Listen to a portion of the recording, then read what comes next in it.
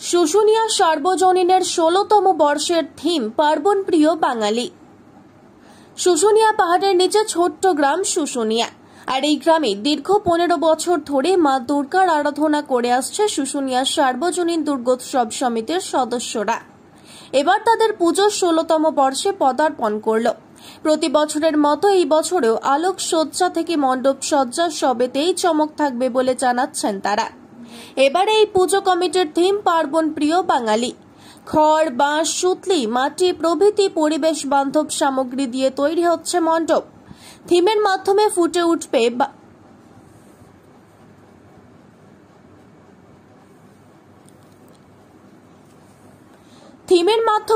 উঠবে গ্রাম বাংলার পরিবেশ ও বাঙালির ১২ মাসের বিভিন্ন পুজো পার্বণ লোকাচারের ছবি।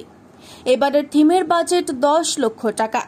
বেশ কয়েক বছর ধরেই জেলার সেরা পুজোর তকমা পেয়ে আসছে এই পুজো কমিটি। পঞ্চমী থেকে একাদশী পর্যন্ত ভিড় লেগেই থাকে শুশুনিয়া পাহাড়ের কোলে এই পুজো প্যান্ডেলে।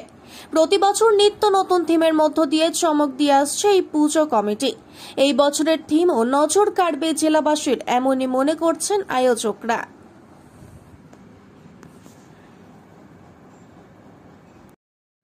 শুশুনিয়া সার্বজনীন দুর্গোৎসব সমিতি এই বছর ১৬তম বর্ষে পদার্পণ করলো। এই বছরের থিম আমাদের পার্বণ প্রিয় বাঙালি। এই বছর আমাদের থিমের নামকরণে বুঝতে পারছেন এই বছরের থিমটা কি। কারণ আমাদের বাঙালি মূলত ১২ মাসে তার পার্বণে ডুবে থাকতে পছন্দ করে, আর সেই দিকটাকে এই বছর আমরা তুলে ধরছি। আমরা যে বিভিন্ন পার্বণের মধ্যে জড়িয়ে থাকি, সেই পার্বণগুলোকে আমরা এক একটা স্টল করে তুলে ধরবো, এবং যেটা আপনাদের যখন কাছে আসবেন মনে হবে যেন এটা সত্যি যেন ওই মেলাতে আমরা প্রবেশ করেছি। এই বছর আমাদের যে আলোকসজ্জা, সেই আলোকসজ্জায় কিন্তু নতুনত্ব থাকছে বলতে এই যে পার্বণ প্রিয় বাঙালি, একে সামঞ্জস্য রেখে আমাদের আলোকসজ্জা করা হচ্ছে, যেটাতে কিন্তু অনেক কিছুই আপনাদের জন্য নতুন হয়ে উঠবে।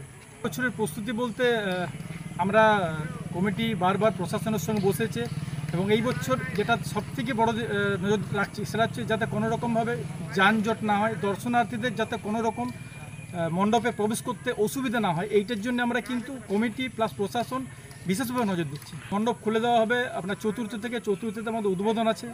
উদ্বোধনের পর থেকে মণ্ডপ খুলে দেওয়া হচ্ছে, একাদশী পর্যন্ত আমাদের মণ্ডপ থাকছে। এমন এই বছরের যে মণ্ডপ সজ্জা টোটালটাই ইকো ফ্রেন্ডলি জিনিস দিয়ে তৈরি, যেমন খড়, আপনার বাঁশ, দড়ি, যেগুলো সহজেই আপনার পচনশীল। তো আমরা এই পরিবেশ বান্ধব জিনিস দিয়েই তৈরি করছি, পরিবেশের উপর নজর রেখে। আমাদের প্রস্তুতি একদম চূড়ান্ত। আর তো মাত্র কয়েকটা দিন পরেই পুজো, তো এখনই একটা সাজসজ্জা রব তৈরি হয়ে গেছে। শুধু সাজসজ্জা রব না, আমরা যারা কমিটির মধ্যে আছি একটা প্রচণ্ড চাপ অনুভব করছি, কেন কি যাতে আপনাদের সুন্দরভাবে দর্শন করাতে পারি। দেবব্রত কর্মকার, সম্পাদক, শুশুনিয়া সার্বজনীন দুর্গোৎসব সমিতি।